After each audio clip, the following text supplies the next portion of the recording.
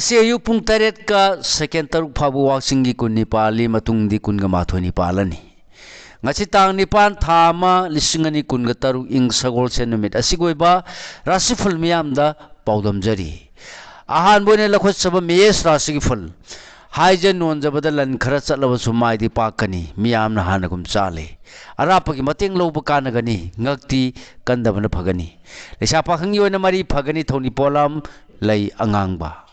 Bris rasig ful miyamar te yeknaba yawbana mitna singba phagani mar khanba lugani amadi maidagi seksillu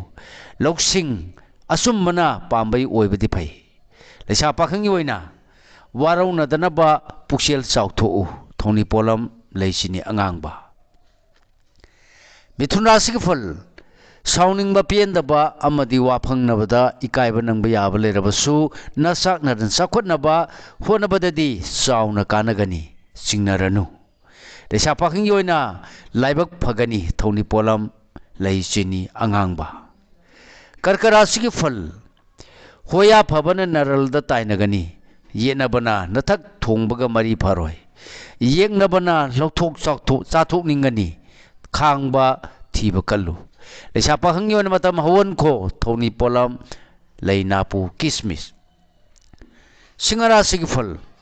harawba wakhal thokpa pangamdaba thabok pangmagi nungaijaba miyamga wakhal manabana afaba mafam kanba ngamjaba numitni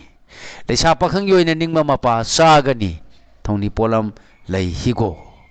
kanyara sigfal tungi polam sindokpa thoina haigani ngang sakpa haigani hakchang nungaigani khantadrabadi maru mapanga muknaba lakani ingthau lesa pakhangi oina laibak leite thoni polam lei higo tulara sigfal thabok mai pakpa sel thum phangba misang hengatpa lai guru na thaujal beba numitni khurau thanglamba phare thauna hengalagani lesa pakhangi oina ningjaba thungani thoni polam leinapu kismis brisra sigfal nathaki ahalgi ngapigani nathaki ahalgi wa khaktana mai paknabagi amata ngairaba pambaini kauganu miyamga tona tinabana kana jabadi phangani lesa pakhangi oina mari kharadi phare thoni polam leinapu kismis dhanu rasigi fal yengnababu laina khudum changani miyamna susali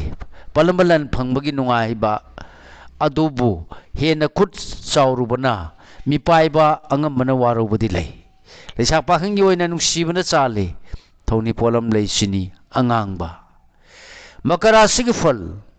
maruk khanba lui thuna phudokpa matang saroi lan pangani nathak thongmanadi sanbirani tungi thoram yathok hauba phagani lesa pakhangi oina ningmana ama oigani thoni polam leisini angangba